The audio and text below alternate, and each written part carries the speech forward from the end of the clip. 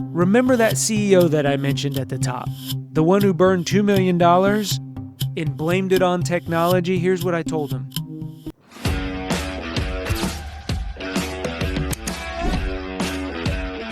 I watched a company burn $2 million on AI last year.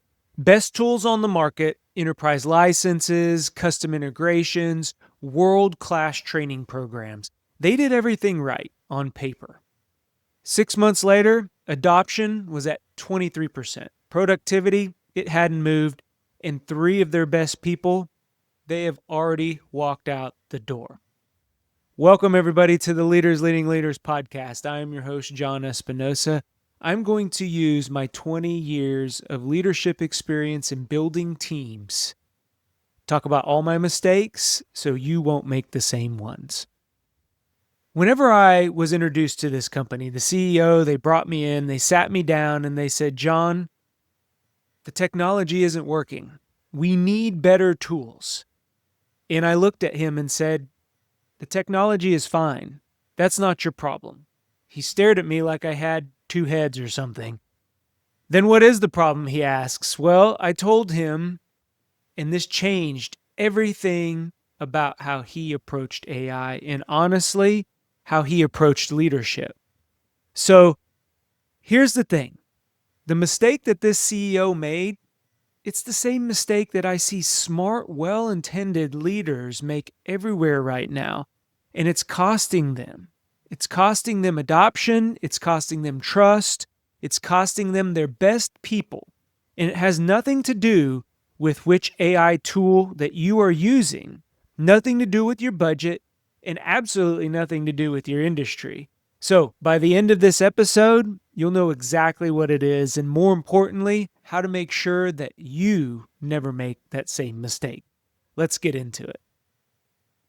So here's what we're covering. 3 ideas. They're going to transform how you lead any AI initiative or really any major change. So if you're talking or thinking right now, John, I don't have an AI initiative that I'm implementing. Well, this goes along. You can just substitute the word AI for any major change that you are making within your organization, your team, or your business. So the 3 things that we're going to cover. First, it's that clarity gap. Leaders skip the one thing that matters the most. And this is what actually costs us, okay? The second topic that I'm going to discuss is what your team needs to hear. And there's 4 questions here that you must answer before any rollout needs to occur. And then last, I'm always going to leave you a blueprint, a framework, and this time it's going to be that communication blueprint. How to lead AI change with clarity, and guess what? You're going to build trust along the way. So let's get into the first one. This is the clarity gap. And a lot of times, and it may be because we just communicate or think that we've communicated, or most of the time it's an assumption that we make as leaders. But we assume that excitement is contagious.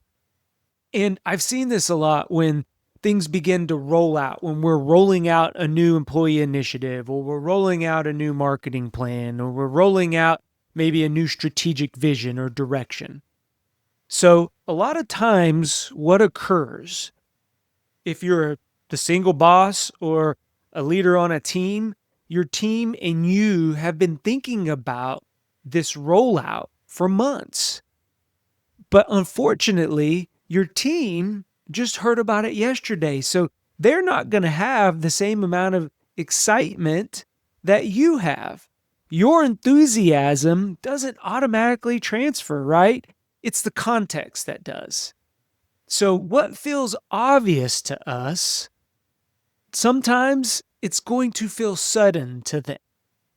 The other point here that we need to understand is speed becomes the enemy of understanding. And this is, if you've been coached or you've heard, our podcast for quite some time, sometimes you have to go slow to go far, right? Because pressure to move fast leads to skipping those soft steps, aka communication. And we're going to explain as we go becomes, guess what? we never fully explained. So, this saying of we're changing the wheels as the car is going down the street, that never works out for anybody. And the other piece is efficiency without clarity. It's just going to lead to fast confusion. So when we overestimate really how much people know or think we know about a new rollout, a new initiative, we assume that they've read the memo. We assume that they've attended the meeting, right, that we've had. We assume that they're able to connect all the dots. In reality, people are overwhelmed. Our teams, they're going to miss 80% of corporate communications. Just think, when was the last time that you opened up one of those news blasts that went out, whether it was daily, whether it was weekly, or whether it was monthly? And then if you did open it, did you read every single piece of information in there? I know that's not true for me, so why are we expecting that of our teams? One announcement is not communication. It's just noise. And that noise we hear constantly. We're bombarded with newsletters, we're bombarded with emails, and we're trained to only take what we get out of it or what we interpret that to be. So the other thing here that we have to pay attention to is the assumption that good tech sells itself. If the tool is useful, people will adopt it, right? Wrong. People don't adopt tools, they adopt understanding. And what we're talking about here is without the why, even those great tools, it could be the latest and greatest tool that will help even help our employees do their job better, it just feels like an imposition on them. So there's a cost associated with this clarity gap. And the cost could be things like trust. People assume that you're hiding something if you don't care about the impact to them. Things like adoption. Tools sit unused, and guess what? Those workarounds, they are going to multiply. Things like talent get lost. People leave. People leave for environments with better communication. I've seen it time and time again in good organizations with good leaders. Things like time get lost. We spend months fixing problems that, guess what, clarity would have prevented. And the bottom line is things like money get lost. Investments underperform because people, they're just not bought in. And worst of all, we lose culture. So cynicism begins to build. Again, here comes another initiative that they won't explain, or here comes the new flavor of the month or the year. These things cost us time, money, and resources. Some research here. The McKinsey Institute shows that 70% of change initiatives fail. And the number one predictor of that failure, you said it, poor communication. It's not poor strategy or technology here. ProSize change management data indicated that projects with effective communication, they're 6 times more likely to meet the objectives. So these things, they work. Remember that CEO that I mentioned at the top, the one who burned $2 million and blamed it on technology? Here's what I told him. I said, your tools are fine. Your communication isn't. His team had no idea why that the AI was being implemented. Nobody told them what the problem it solved. Nobody addressed what it meant for their roles. Nobody painted that picture of success that included them. Leadership announced the tools, they trained on the features, but they skipped the story. And in that silence, his team filled in the blanks themselves. They filled them in with fear. They filled them in with assumptions. They filled them in with those worst case scenarios. And most devastating, they filled them in with job searches. He didn't lose them because of the software.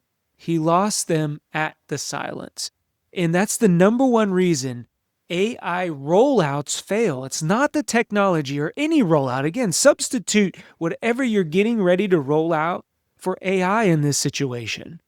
It's the communication, or more specifically, it's the lack of it. Just a quick pause in our episode. This might be exactly what you need to hear. If you're currently leading a team, or you want to lead a team, and you're spending your days putting out fires, you're not failing, you're just stuck. Because when everything feels urgent, nothing actually improves. And over time, that starts to chip away at our confidence as a leader. I've led teams under pressure for years, and firefighting isn't about effort, it's about those missing leadership systems. When expectations are clear and ownership is real, our teams, they stop reacting and they start solving problems without us. So if you're ready to lead instead of react, click on the link below, book a call, check out our consulting programs. All right, back to the episode. So think about the last time you led a change, okay, AI or otherwise here. Did you spend time on the implementation communicating? If you had to guess, ask yourself, be honest here, what percentage of your team could articulate the why the change was happening? And if that number isn't above that 80%, we've got a clarity gap. So what does your team actually need to hear? There's 4 questions that you must answer before any rollout. So let's break them down.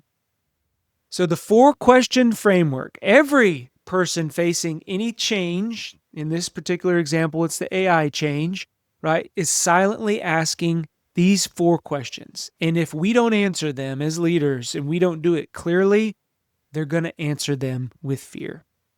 So question number 1, why is this happening? That's a pretty valid question, right? What do they need to know? What's behind this question? We need to let them know the honest reason behind the change. The real why, and I'm doing quotes because it's not the written why or whatever is being pushed down from the strategic level. I used to write those, so I get it. But that's not what needs to be communicated here. Connection to the bigger purpose, to the bigger strategy, or the problem being solved. That's what they need, okay? Acknowledgement of what wasn't working before. And when we don't do this, when we skip this particular question, people are going to assume the worst. They're going to make up their own stories. It could be, hey, they're cutting cost. They're going to replace me.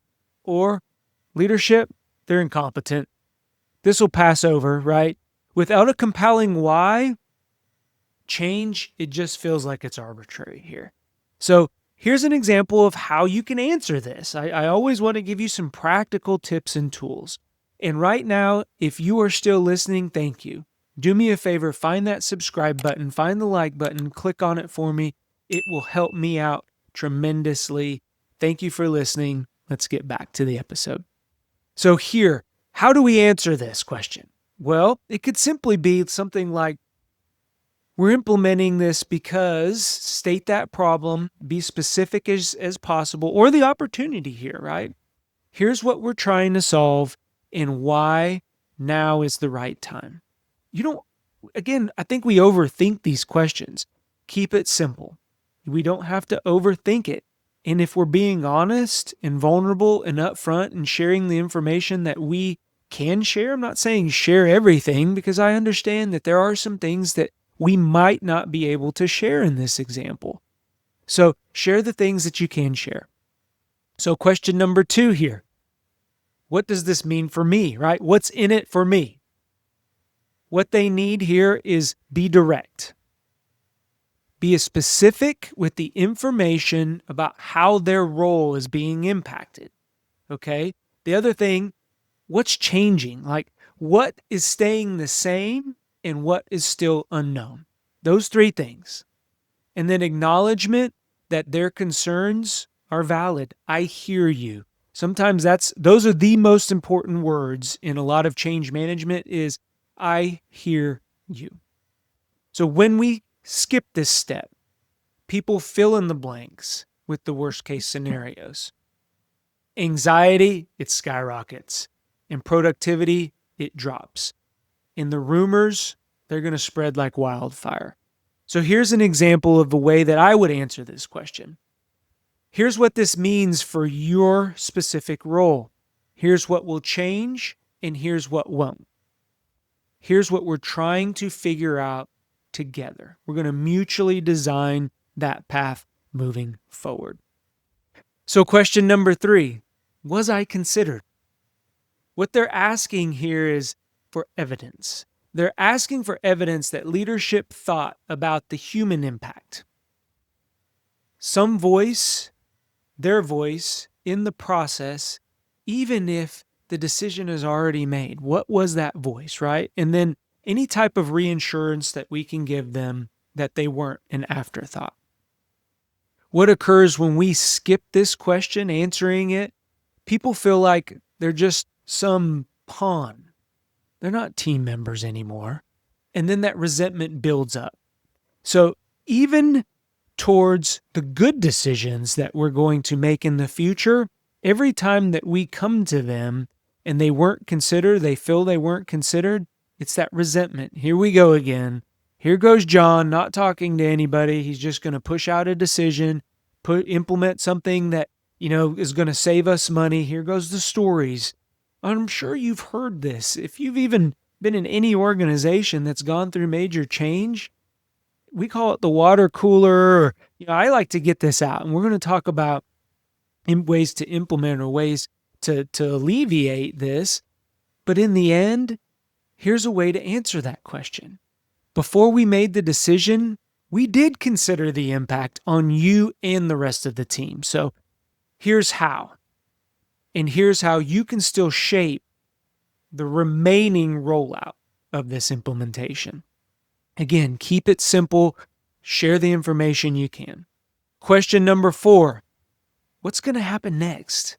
What they need here is they need that clear timeline with milestones. So if you got a good project manager or a program manager, this is exactly where you're going to pull them in to get that Gantt chart, get that project chart.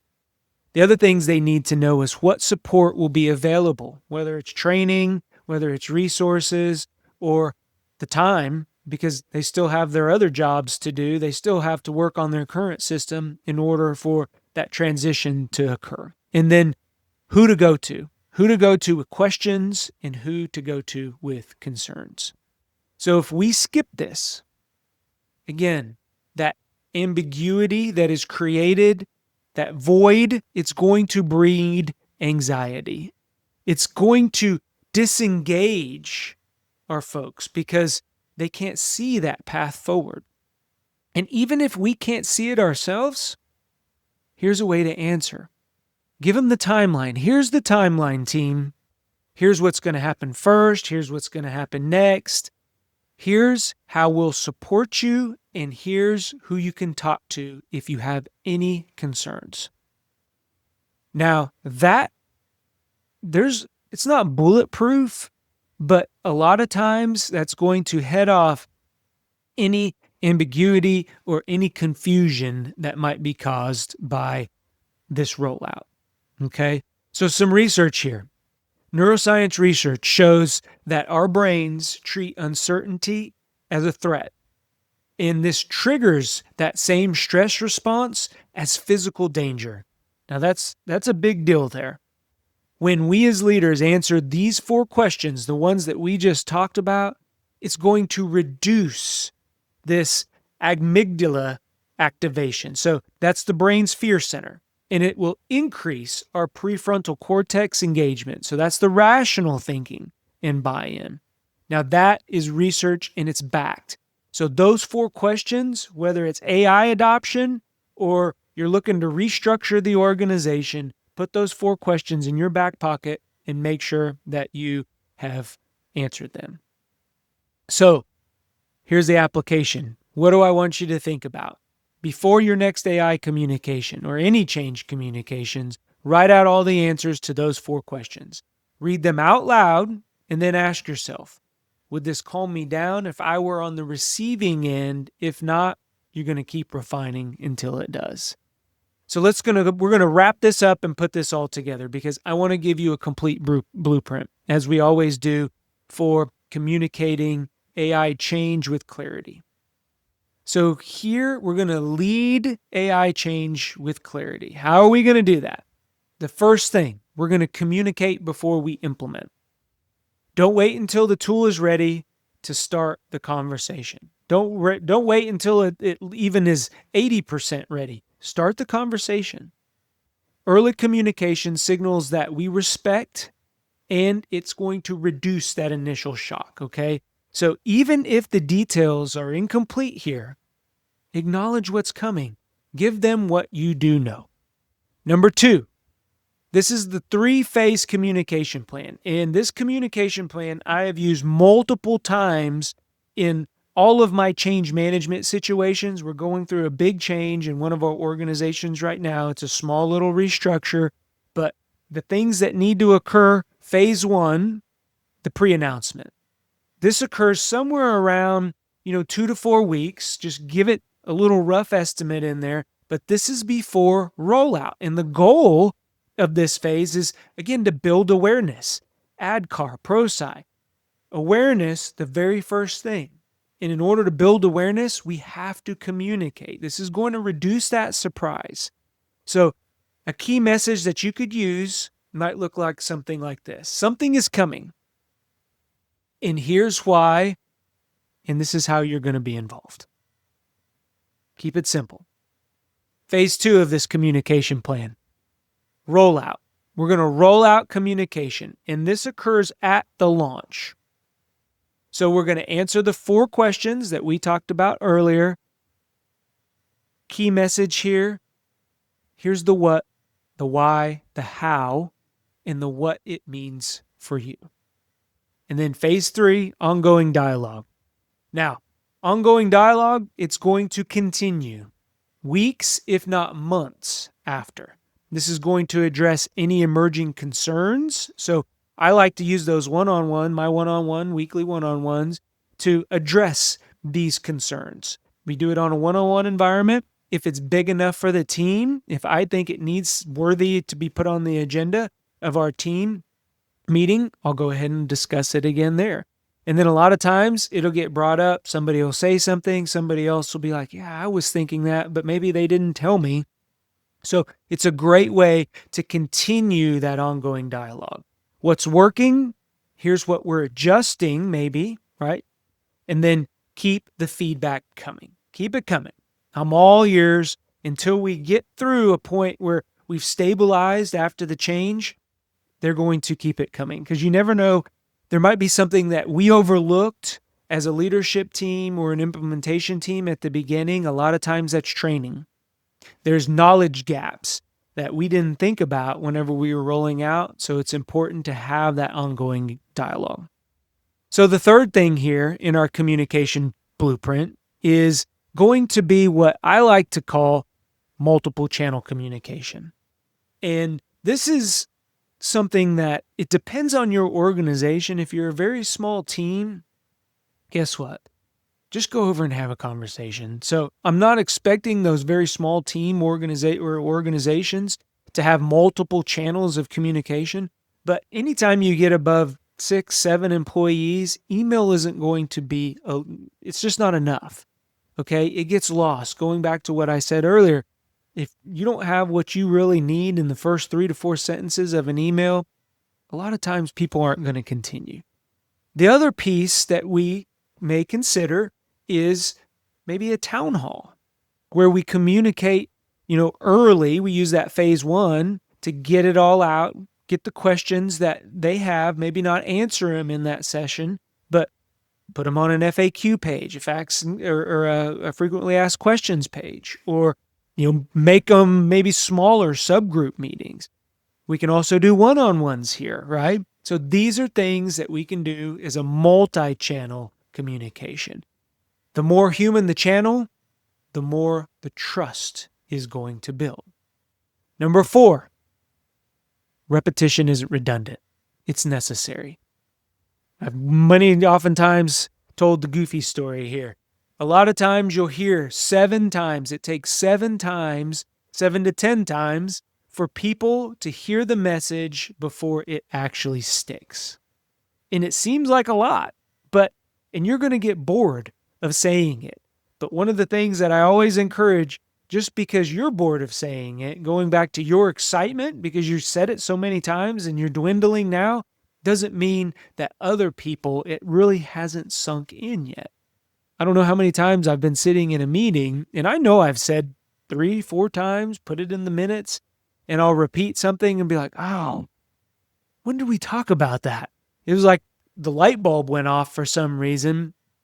Just all the synapses fired at once, and now it's the first time that they've heard that. That's okay, though, right? Don't get upset. Don't call them out and say, well, this is only the 5th time that I've mentioned this. That's not going to get you the respect that we're trying to earn. So don't assume that one announcement did the job. One email didn't do the job. One team meeting didn't do the job. One one-on-one, you're right, didn't do the job. So repeat the why more than you think is necessary. Number 5, we're going to create space for questions and pushback. More importantly, pushback. One-way communication, it's going to build resentment. However, if we build in that Q&A, the anonymous feedback channels, maybe even that open door policy, it will go a long way with hearing that pushback, and we can get ahead of that, right? The goal isn't to eliminate resistance here. It's to hear it and then respond to it, even if the decision has been made and this is the way that we're going. Everybody knows where they stand, and now we can begin to get over it. Now we can begin to work on ways to figure out how are we going to get past this. Number 6, acknowledge the emotional reality here. Don't pretend that it's purely rational. People are going to have an emotional part of change, okay? Say it out loud. I know that this brings uncertainty, and that's normal. One of the organizations that I lead was going through a massive change when it came to policies and procedures. And what we knew as normal, it wasn't normal anymore. I didn't have all the answers. My leadership didn't have all the answers. But the only thing that brought comfort was acknowledging that we were in an uncertain time. And that uncertain time brought a lot of anxiety, brought a lot of unknown to the situation. So I have a saying, or I had a saying, I still say it, but my saying during that time was, I'm going to be where my feet are today. My feet are right here in front of my desk working on, whatever project, or I'm here talking to you, and that's where I'm at. We can't control all the rest. So validating feelings, it doesn't slow adoption. Through that process, it's going to accelerate it. And some people say, well, that's too slow. I don't have time for feelings. Well, I've seen it. I've seen where you get very rational in a situation. You avoid the emotional part and change stops. We spend a lot of money on these implementations. And if we can't get it adopted, we can't get an awareness, and we can't get people trained up and then accepting the change, it will fall flat. So here's a checklist. And this checklist, again, we'll provide it down in the notes, but this is one of the things, and I'm sharing this with you because it's very, very important. When we talk about rolling out communication, and again, AI, we're talking about AI here, but this can go to any change management. The first checklist item is, can you clearly articulate the why in 2 sentences? Can you get it down to a part where you can communicate that why? Have you prepared the specific answers about job impact? Remember, going back to those 4 questions. Do you have a timeline with key milestones? If you don't, that's where you're going to bring in somebody with that skill set, a project manager, or there's many other AI options out there that will allow you to break things down into usable chunks. I like 90-day frameworks. That's what I coach on. That's what I use in my everyday businesses. There's 4 of them. If I didn't use them, I'd lose track.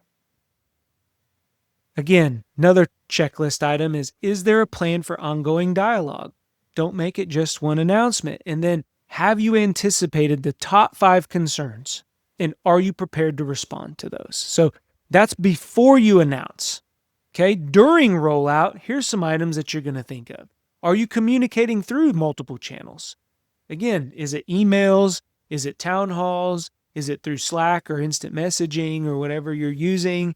So is there a clear place for people to ask questions? How is that coming in? And are you actually fielding those questions? So you're creating an FAQ page, right? And have you scheduled follow-ups for the touch points? So that could be an email, that could be a call. Anonymous feedback makes it really hard. I always encourage people, if you want a response, please put your name down and we will get back to you, right? And then are other leaders in the organizations equipped to have the one-on-one conversation? So if you're that second level manager, or you're that executive, everybody below you has to hear it come from one person or the same way. Because we filter information. We filter information, our brains hear what we want to hear, what's important to us, and then that's what we communicate down. It's just natural. It's human nature for us to do that. We filter information as we hear it. So I would simply, and this is what we've done for many of the organizations, sat each one of the managers down, frontline, mid-level manager, senior level manager, and asked them, okay, those questions, answer those 4 questions for me. It doesn't have to be word for word, but it needs to be an answer that is consistent. And then after rollout, what are we looking for? Are you sharing your wins and lessons learned? This is the part where after we roll it out, it's like, oh, man, we've done all this communication, we've rolled it out, we've spent all this money, and then we don't do our homework for the next time. So many things can be learned for the next time we roll something out if we just took the time to capture those lessons learned. Another checklist item, are you actively seeking feedback? Or is this something that you're like, yeah, give us some feedback, and there's no way for them to give feedback? Or are you having conversations with people? Are you walking around? When you talk to somebody, it may not be the reason you're talking to them, but at the end of the conversation, especially if something is being rolled out, I always ask, hey, how's that AI implementation going? Or how's that new reorganization treating you? Do you have any concerns? And sit back. Ask those open-ended questions, and then just sit back and listen. The other piece here is, how are you adjusting? How are you adjusting based on what you hear? So as you hear things, what are you doing to make either a change or to communicate through your different levels, because this may rise up to the point where you need to go. So here's a structure that I would encourage you to use. It's a template. You can use it for any change communication, right? The opening statement. I want to share some important changes coming to how we work. And I'm going to allow this is going to give you the full picture. Here's the why. Here's the why, what we're doing. Be honest, be specific. What's changing? Here's what will change, and here's what won't. What's the impact on you? Here's what it means for you, right? In your role specifically. What support are they going to have? Here's how we're going to support you through this. And then what's next? Here's the timeline, and here's what's going to happen next. And then invite them to have that dialogue. I want to hear from you. Here's how you can share questions, concerns, or ideas. And then the acknowledgement piece. I know this change brings uncertainty. That's normal. We're navigating this through together. Keep it simple. Don't overthink this.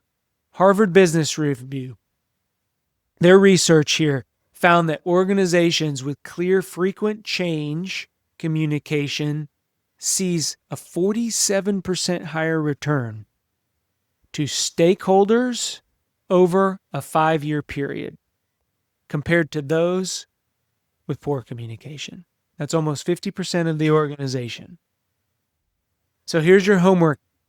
Take whatever AI initiative or any other initiative that you're currently rolling out or about to roll out and run it through the checklist I just gave you.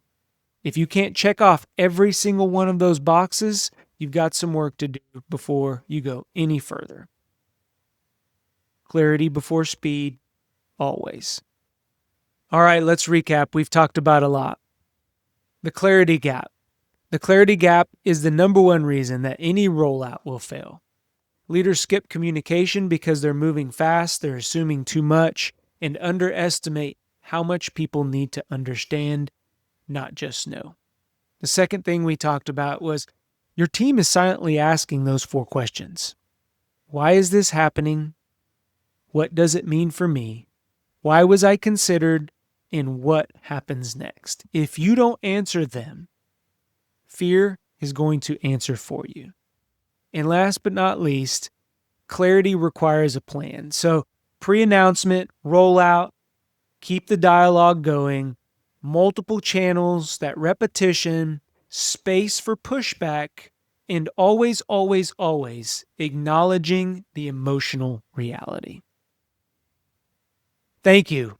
It was a lot, but I know that this information will help you. Here's what I want you to walk away with. You didn't lose them at the software. We lost them at the silence. So the technology is rarely ever the problem. The gap between what you know and what they know, that's the problem. And the fix, it isn't better tools, it's better communication. Clarity before efficiency every single time, because speed without understanding isn't leadership, it's chaos. If this episode hit home for you, please, here's what I want you to do. First, share this with somebody who's leading maybe a change initiative in your organization. Whether that's you, somebody else on another team, an executive, they need this framework. Second, click on that subscribe button, hit that notification bell. The next episode, we're going to dig even deeper into this theme. So I'm going to show you exactly how to talk to your team about AI without creating the panic, because words matter, and I'm going to give you the script. Drop a comment below. Tell me, what's your biggest communication miss? What have you seen as a change lately, right? What went wrong and what would you do differently? That way, we can all learn from each other in the Go Be Great community. Until next time, I believe in you. Go be great. See you on the next episode. Bye-bye.